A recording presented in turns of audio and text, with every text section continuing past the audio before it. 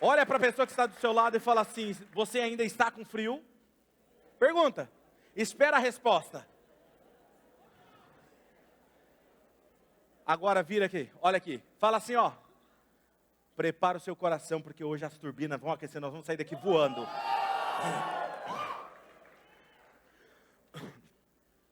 Você já chegou em algum lugar onde, por algum motivo, você se sentiu rejeitado?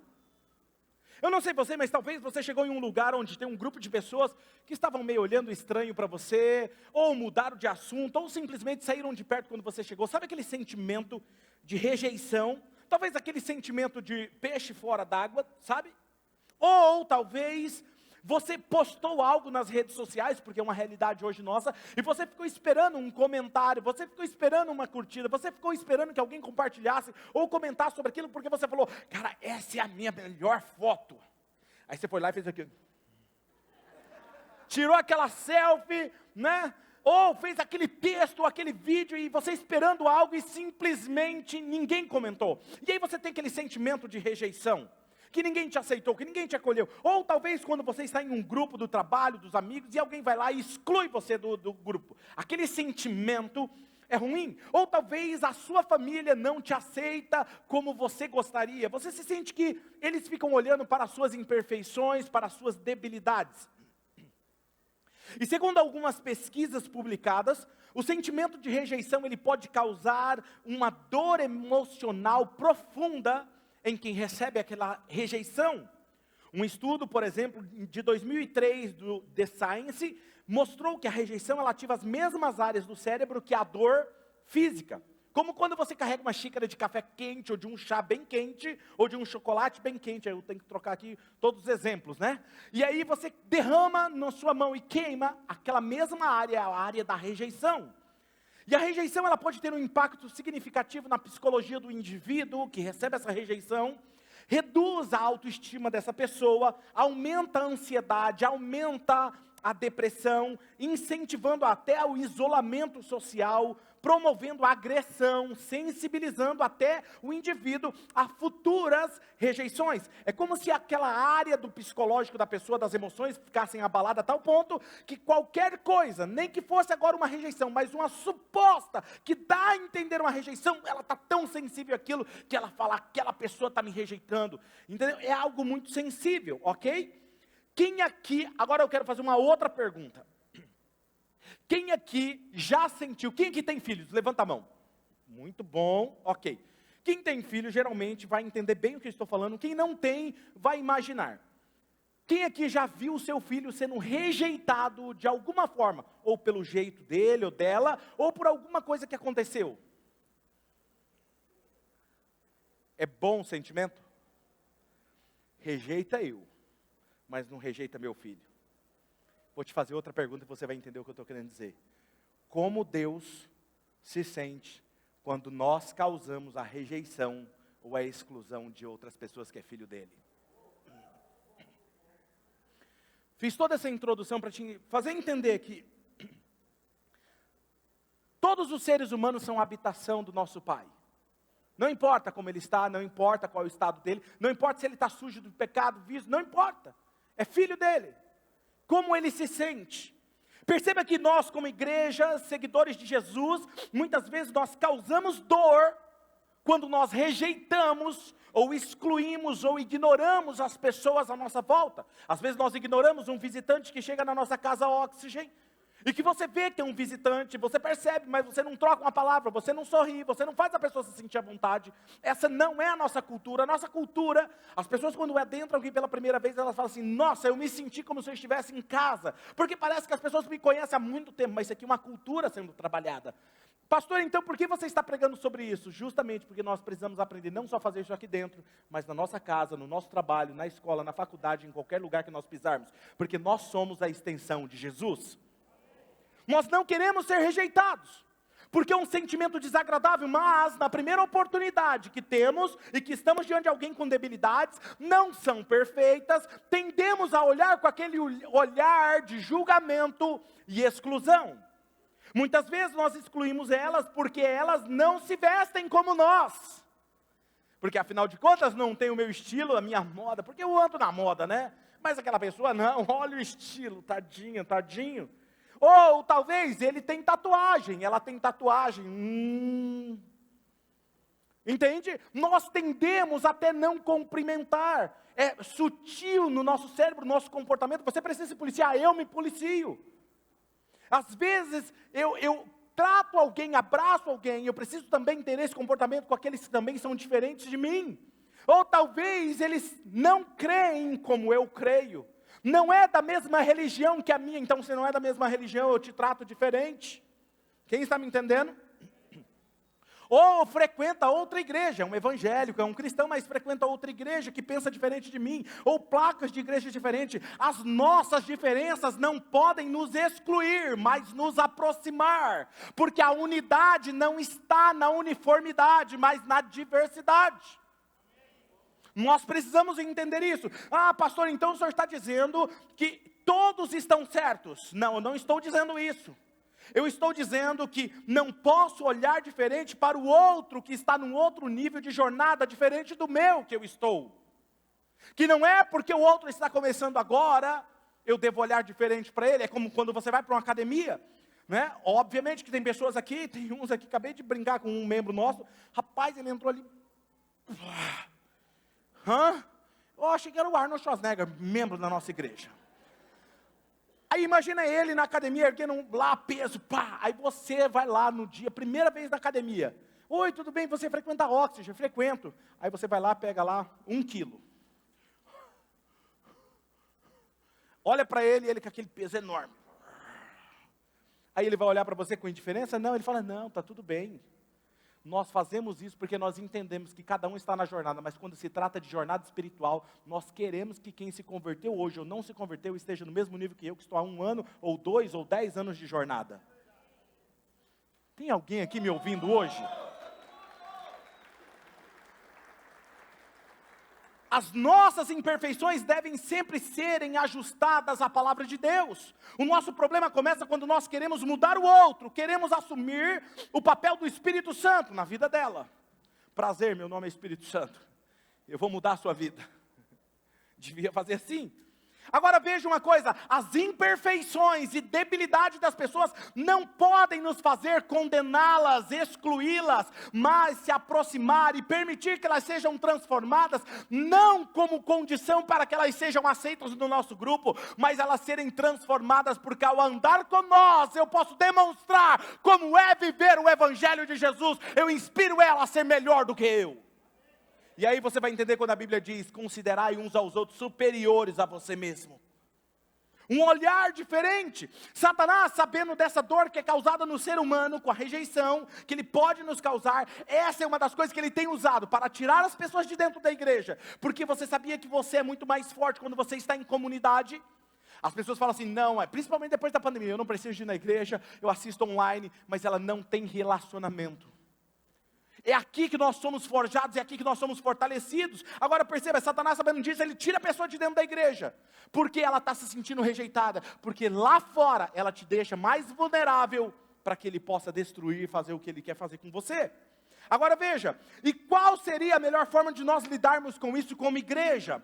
Qual é a cura para a rejeição? A cura acontece quando nós entendemos quem somos e que jamais alguém, por atitudes, comentários ou comportamento poderá jamais mudar isso.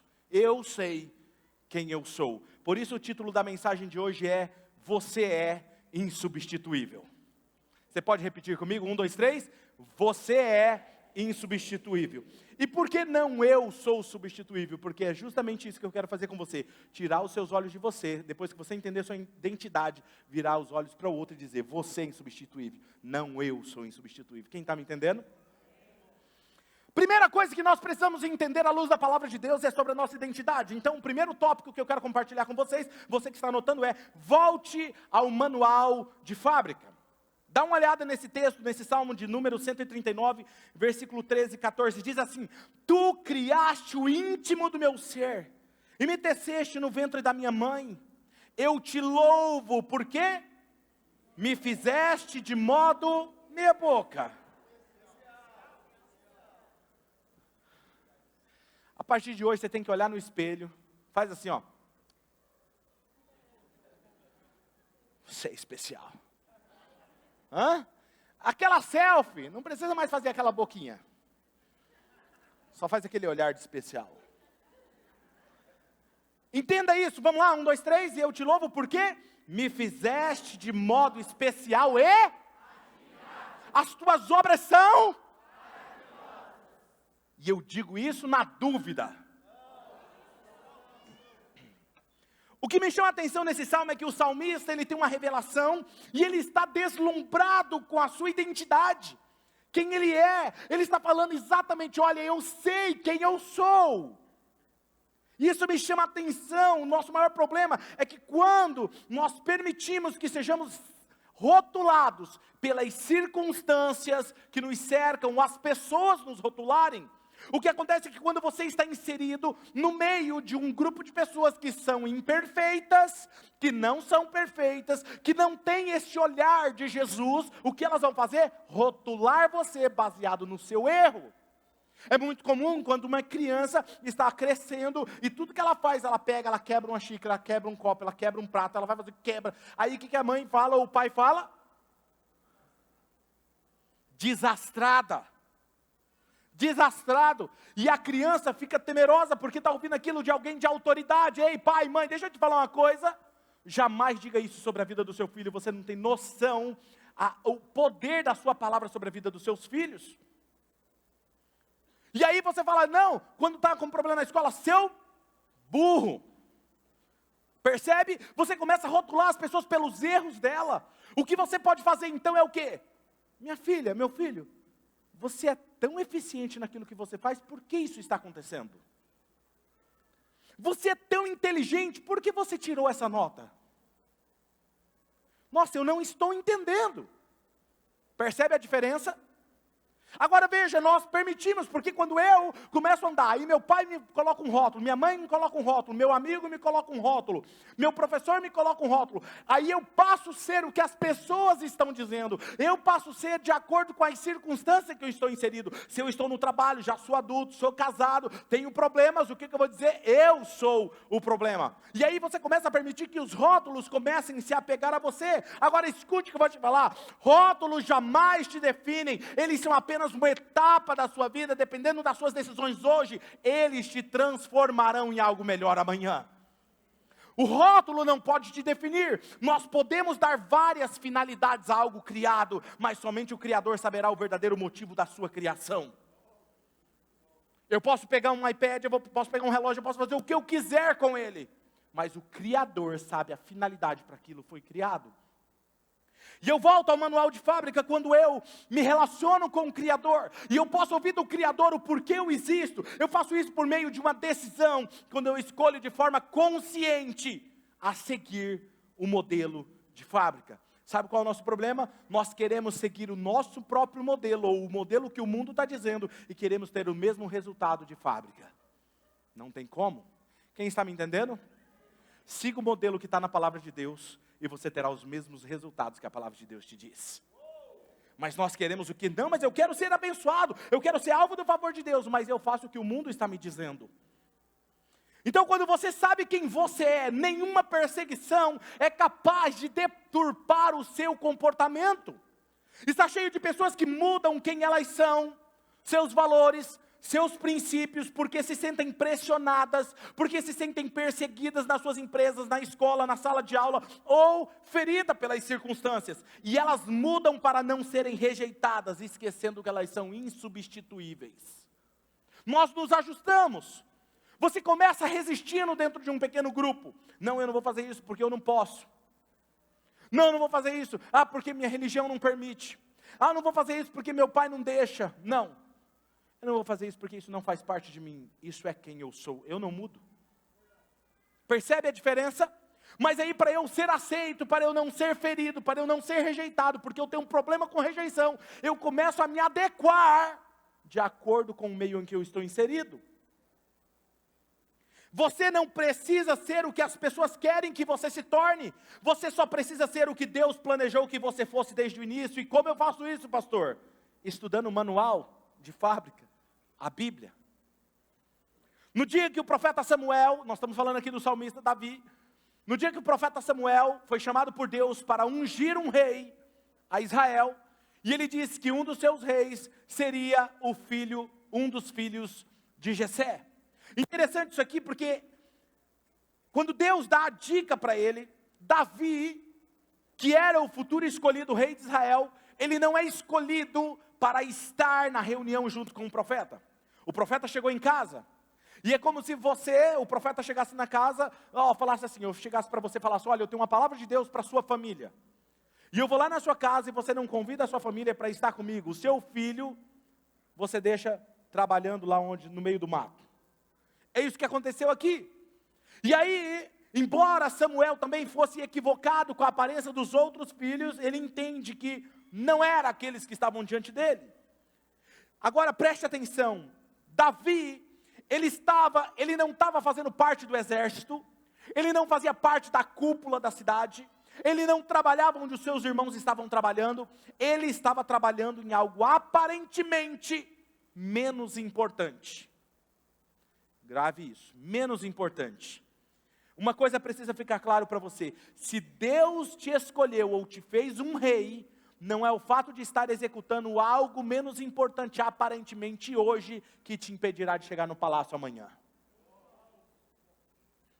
Não são as adversidades que definem quem você é, mas a sua identidade define quem você é diante das adversidades. E ao passar, todos os filhos que estavam ali, embora Samuel se confundisse com um, Deus fala assim, não olho como você olha, eu olho o coração. Olha esse texto de 1 Samuel capítulo 16, versículo 12 e 13, diz assim, Jessé mandou chamá-lo e ele veio. Ele era ruivo, de belos olhos, boa aparência.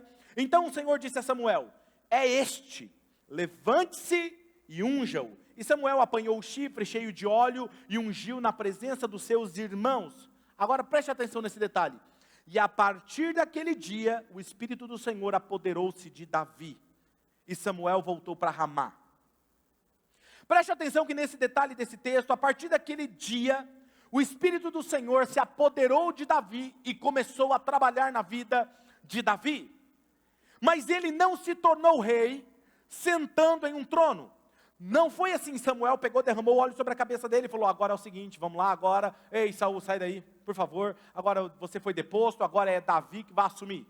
Não, ele foi ungido rei, e a vida continuou. Diga comigo assim, a vida continua. Muitas vezes você orando, você recebeu uma palavra de Deus, e você quer que Deus faça amanhã o que Ele te prometeu. Para Ele te dar amanhã o que Ele te falou hoje, você precisa ser treinado por Ele. Ele nunca vai confiar algo pesado, honroso na sua mão, sem você estar com a estrutura pronta para suportar o peso do seu destino. Hoje eu estou soltando várias pérolas, pode pegar tudo, hein? Antes dele ser ungido, olha que interessante, Deus já havia escolhido, tanto é que ele fala para Samuel, vai lá na casa de Jessé, porque dentre os filhos dele eu já escolhi alguém. Deus já sabia, sim ou não? Deus já sabe o seu destino final, Deus já te escolheu, Ele já sabe. Agora olha que interessante, Ele já havia escolhido, a sua identidade já estava firmada como rei, e Deus mesmo treinou ele longe dos olhos das pessoas. Escute que eu vou repetir, eu preciso que você preste atenção. Deus treinou ele longe dos olhos das pessoas. Pastor, do que o senhor está falando? Quando ele é ungido, aquela unção estava empoderando ele para ser treinado diante das pessoas. Escute com atenção, ele recebe aquela palavra vinda de Deus e então observa o comportamento de Davi. Antes, Deus treina ele para ter coragem, ousadia, determinação quando ele enfrenta o leão e quando ele enfrenta o urso. E ele estava onde? No meio de um pasto, longe dos olhos das pessoas, para proteger o rebanho que Deus tinha dado a ele, que era o do seu pai, tinha deixado com ele. Agora esse foi o treinamento de Davi nos bastidores. Diga assim, nos bastidores.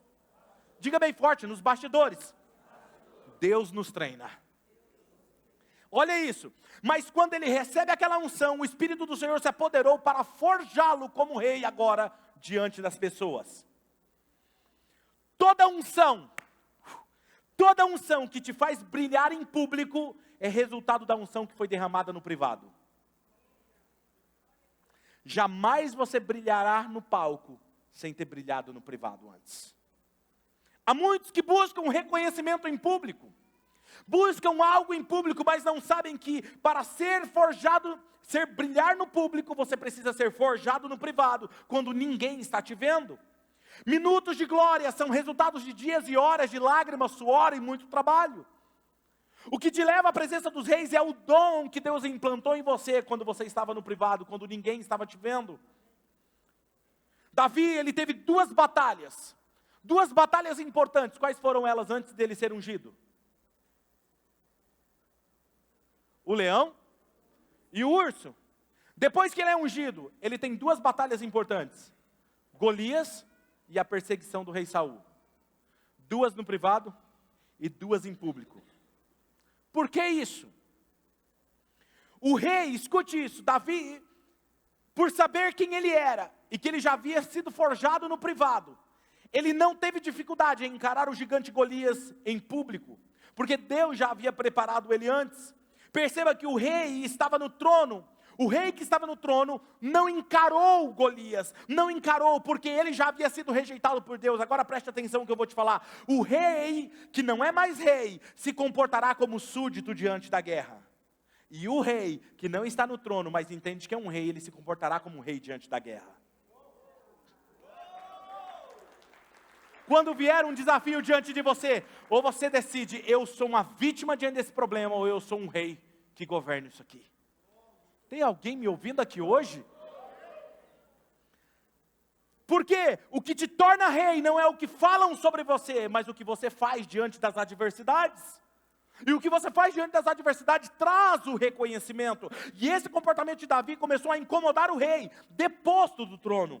Porque ele começou a perseguir Davi, a ponto de Davi ter a oportunidade de matar ele. Não matou, porque ele sabia quem ele era. E no momento certo, Deus entregaria o trono na sua mão. Quem sabe quem você é, você não precisa manipular ninguém para ter o que Deus te prometeu. Porque quando Ele te prometeu, Ele faz tudo o que precisa acontecer para entregar na sua mão.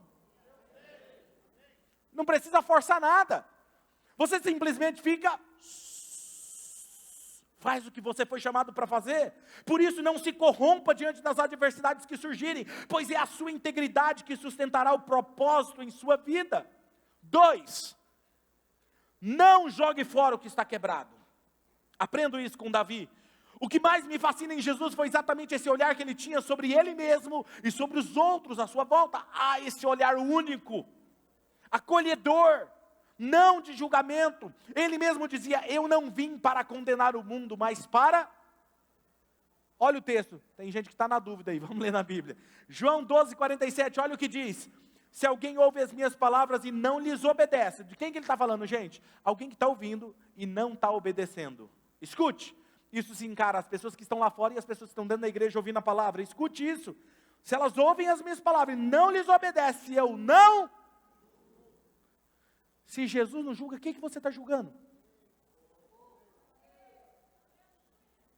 Tem alguém me ouvindo aqui? Está na sua Bíblia o mesmo que está na minha Bíblia? Ele está falando, eu não julgo. Se eles estão ouvindo a minha palavra, não era a sua pregação, era a minha palavra e não estão obedecendo, eu não o julgo. Pois eu não vim para julgar o mundo, mas para salvá-lo. As palavras que eu digo, elas julgarão. Por que elas julgarão? Porque você tomará a própria decisão de não seguir aquilo que ele disse e você se auto-exclui, não ele. Quando você não perde a sua identidade no meio de uma perseguição, ou com o poder, porque tem gente que perde essa identidade quando ele sobe no poder. Você sabe olhar para aqueles que ainda parecem quebrados, e extrair deles o melhor, e torná-los eles tão bons quanto você, ou melhor que você. Me fascina isso em Davi, porque o poder da liderança e influência que ele tinha sobre quem era quebrado. Olha isso, 1 Samuel 22:2. Também, quando ele estava em uma gruta, escondendo da perseguição, olha o que acontece, ele está lá escondido na perseguição. Também juntaram-se a ele todos os que estavam, eram os melhores líderes, os melhores pastores, os melhores guerreiros. Quem que se juntou a eles? Que estavam endividados, os descontentes, e ele se tornou o quê? Deixa eu te falar uma coisa. Quando a gente está no processo, a gente quer que Deus envia os melhores para você realizar aquilo que Ele te confiou. Mas Ele envia. O problema é que nós não enxergamos o que Ele nos envia. Porque Ele vai enviar gente com problema. Ele vai enviar gente quebrada. E essas pessoas quebradas, são elas que Deus está enviando para te fazer conquistar o que Ele te entregou. O nosso maior problema está quando nós, como seguidores de Jesus, olhamos para aqueles que estão onde um dia eu e você estivemos sujos, quebrados, desajeitados, irritados, machucados, problemas emocionais, pecados, vícios, e nós rejeitamos. Você precisa melhorar para andar comigo. Somos mestres em falar, olha, você precisa mudar, você precisa deixar de fazer isso. Você precisa deixar de fazer aquilo outro, porque senão como é que eu vou te batizar?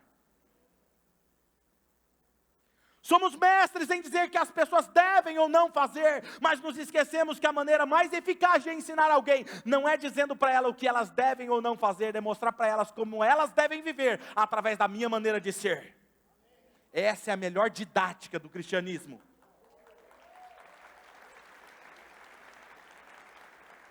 Davi olha para aqueles homens, aquelas pessoas quebradas, peças quebradas, provavelmente rejeitadas pela sociedade, porque o termo no original aqui eram pessoas com depressão, angustiadas, depressivas, sem esperança. Foram eles que foram atrás dele. Agora preste atenção, quando você está sofrendo uma perseguição por causa do seu destino, não se preocupe, mesmo que você esteja escondido dentro de uma caverna, Deus enviará as pessoas certas até você, por mais que não aparenta para você que sejam as melhores pessoas, mas são elas que vão te fazer conquistar o palácio da sua vida.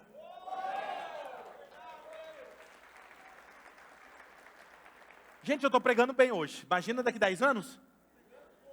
Mas Davi olha para eles e olha disso, 1 Samuel 22:2, e eles eram dificuldades, endividados, descontentes, e ele se tornou o líder deles.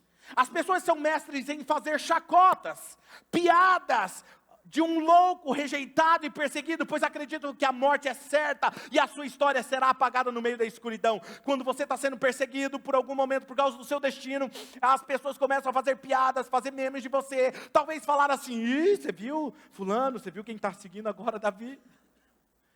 É só os endividados, essa obra não vai para frente. Só os da pá virada, só os endividados, só os angustiados, só os problemáticos, só aqueles que ninguém quer. Era isso que estavam falando de Davi. Só se esqueceram de uma coisa, Davi não era qualquer um. Davi sabia quem ele era.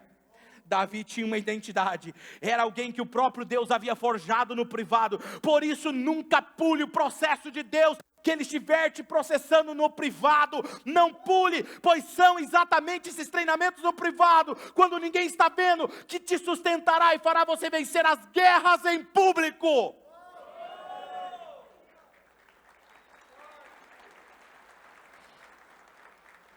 Terceiro ponto da mensagem de hoje: transforme o obsoleto em insubstituível. O que é obsoleto, pastor? Aquilo que já não se usa mais, arcaico, antigo, fora de moda, ultrapassado, antiquado. Transforme aquilo em insubstituível. Alguém que sabe quem ele é capaz não só de acreditar no melhor das pessoas, mas ele é capaz de forjar e extrair a joia mais preciosa que existe dentro daquela pessoa que está aparentemente quebrada. Só alguém forjado no privado sabe identificar algo de valor que esteja passando pela forja, porque ele já esteve lá, ela já esteve lá. Ele não julga, ele não exclui, ele não olha e diz, olha, um dia eu fui assim, mas vamos juntos, vem aqui, eu te dou a mão, eu te ajudo a passar por esse processo. Por isso sempre eu digo, tenha certeza com quem você está caminhando. Qual é a igreja que você está frequentando? Qual é o grupo de amizades que você tem? Por quê? Porque essas pessoas determinarão a influência sobre você, sobre as suas próximas decisões. Escute isso. Um ambiente de jornada e crescimento determinará com quem você se tornará daqui a alguns anos. Se você será uma peça excluída ou você será uma peça polida. Lembram daquelas peças quebradas que chegaram para Davi? Desajeitadas, desequilibradas, emocionais, rejeitadas. Davi, por saber quem ele era, o que Deus havia extraído dele quando ele estava no privado, na forja, quando ele se tornou rei, ele não esqueceu das peças quebradas que procuraram ele. Todos eles se tornaram os valentes de Davi e guardiões do rei no palácio. Porque quem anda com matador de gigante, se torna matador de gigante. Mas se anda com um rei que já foi deposto da vida, se comportará como um súdito, vítima da vida. Eu quero ler alguns textos que falam sobre os valentes de Davi. 2 Samuel 23:8 diz: estes são os nomes dos principais guerreiros de Davi. Jabezão, ó, um nome bom aí para quem está grávida. Não é cabeção, é Jabezão. Um tactomita, chefe dos 3 guerreiros principais, numa ocasião, com uma lança, ele enfrentou 800 homens numa mesma batalha e matou todos eles. Ele era um dos que estava lá, depressivo, com problema. 2 Samuel 23, 9 e 10, depois dele Eleazar, filho de Aoíta, o Dodô, ele era um dos 3 principais guerreiros e esteve com Davi quando os filisteus se reuniram em Pas-damim para a batalha. Os israelitas recuaram, mas ele manteve a sua posição, garra, e feriu os filisteus até a sua mão ficar dormente, grudada na espada. O Senhor concedeu uma grande vitória a Israel naquele dia, e o exército voltou para onde Eleazar estava, mas somente para saquear os mortos, porque ele havia defendido a terra. 2 Samuel 23, 11 e 12, depois dele, Samá, filho de Agé, do Arar, os filisteus reuniram-se em Lei, onde havia uma plantação de lentilha. O exército de Israel fugiu dos filisteus novamente, mas Samá tomou posição no meio da plantação, defendeu-a e derrotou os filisteus. 2 Samuel 23, 18, Abissai, irmão de Joabe, filho de Zeruia, era chefe do batalhão dos 30, certa ocasião, com sua lança, matou 300 homens, tornando-se tão famoso quanto os 3 guerreiros.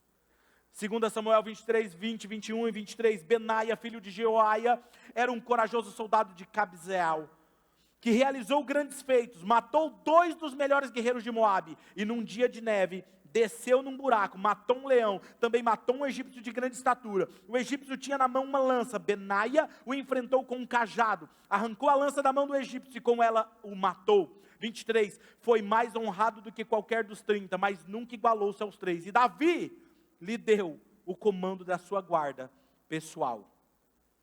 Quando você olha para essa história, você vê uma pessoa que foi perseguida, rejeitada, sofreu o que era estar a um fio da morte, da espada.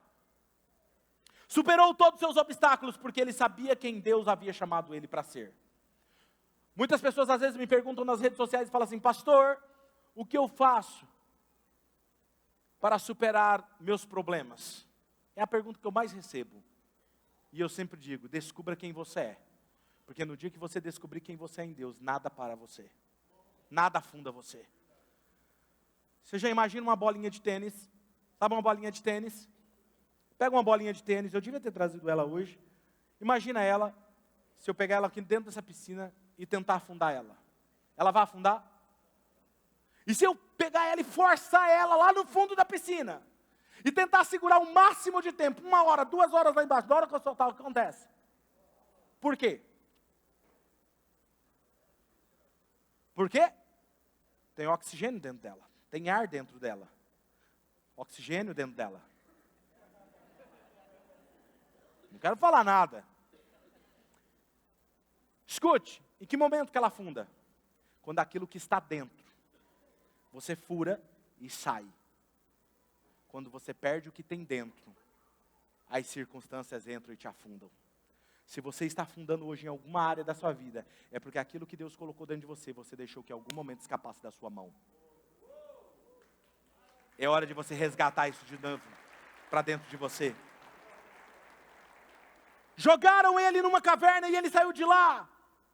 Pegaram esse homem, Davi, colocaram ele numa caverna por causa da perseguição, foi pressionando, jogaram ele dentro de uma caverna, de uma gruta, e ele saiu de lá governando, liderando um bando de homens, que todo mundo havia rejeitado, e se tornou o grande exército dele, porque a pessoa principal nessa história tinha uma visão de não excluir, rejeitar pessoas por suas debilidades momentâneas.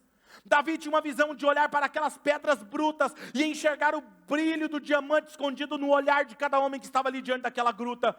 Atrás de cada dor, de cada decepção, cada frustração, existe alguém resiliente, com garra, valentes destemidos, dispostos a darem a vida por uma causa maior. os rejeitados, os excluídos, que se tornaram insubstituíveis no reino de Davi. Saíram da escuridão para o espetáculo no palácio. Tudo por causa que alguém sabia sua identidade. Não era sobre ele, era sobre outros. Eu não me comporto como um súdito na vida.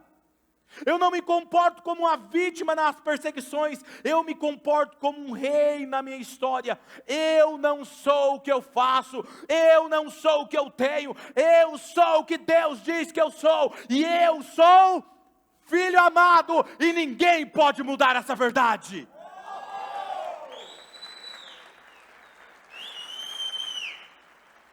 Eu brinco às vezes com os meus liderados, meus líderes, meus pastores, eu falo assim, rapaz, não ouse me jogar para os leões. Porque se um dia alguém ousar me jogar para os leões, é questão de tempo, eu vou voltar liderando a alcateia de leões.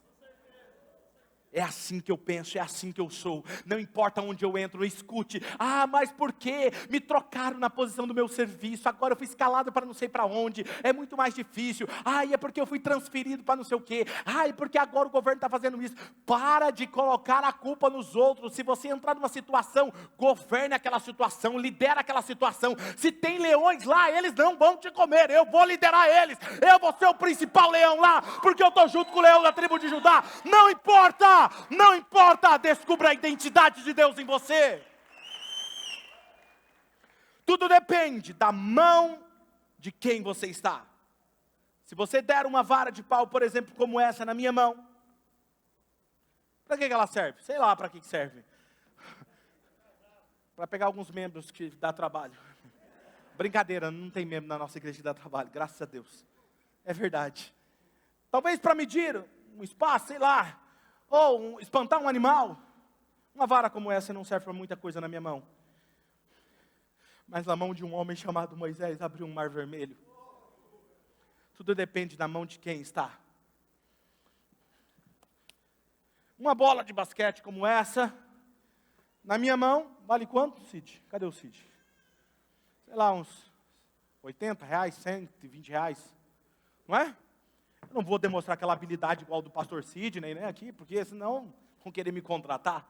Mas a mesma bola, na mão de Stephen Curry, vale 215 milhões de dólares. Tudo depende na mão de quem está. Essa bola, da Champions League, um pouquinho mais cara.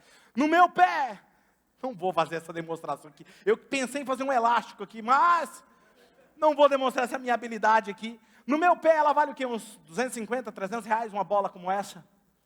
Mas no pé do Messi, Cristiano Ronaldo e Neymar, vale milhões de dólares. Tudo depende com quem está. Davi, aqueles endividados, rejeitados, frustrados, sem destino, sozinhos, teriam passado na história como mais um. Mas na mão de um homem que sabia a sua identidade, se tornaram os verdadeiros matadores de gigante, valentes de Davi. Pregos nas minhas mãos, não sei nem o que eu faço com prego. Tinha que pregar alguma coisa, manda alguém pregar, que senão é perigoso martelar o dedo. Mas os mesmos pregos nas mãos do meu Jesus trouxe salvação para a humanidade. Tudo depende daquilo que é tão insignificante na mão de quem está. Pense um instante. Aqueles homens tinham um potencial dentro deles. Talvez eles mesmos não acreditavam mais. Chegaram tudo destruído diante de Davi. Cansados. Mas Deus usou alguém forjado no privado, que estava pronto para aparecer no público, para ajudar eles a chegarem ao seu destino. Quem foi que Deus usou para acreditar em você?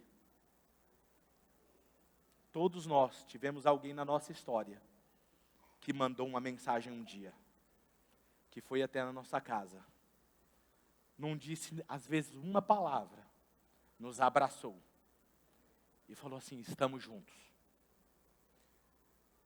Eu sou privilegiado por ter amigos valentes que me fizeram passar por momentos difíceis. Eu tenho uma diretoria que passa comigo, guerreando batalha juntos. Que muitas vezes momentos que eu e a Mari passamos que vocês não sabem, eles passaram abraçados com a gente. Estão aqui me ouvindo. são valentes. Que essa igreja que já é global, quando estiver no pináculo do conhecimento, nenhum de vocês serão esquecidos. Porque nós somos, até podemos parecer insignificantes, mas quando estamos na mão daquele que é o dono dos destinos, tudo muda. Quem são aqueles que talvez Deus está falando agora com você? Talvez está trazendo alguns nomes diante de você, fala, cara, aquela pessoa devia estar ouvindo essa palavra. Teve gente aqui ouvindo, falando isso ou não? Eu sei que tem. Os nomes que o Espírito Santo está trazendo para você, seja você o Davi na vida delas. Talvez mande uma mensagem agora. Faça um stories agora diante do louvor e fala assim, te espero a semana que vem aqui comigo. Porque essa série vai mudar destino de milhares de pessoas em Marília e região. Compartilhe o link, você que está aqui no online. Seja um Davi. Não saia sem levar esperança para essas pessoas. Pergunte, Espírito Santo, o que o Senhor está querendo que eu faça agora? Feche os seus olhos.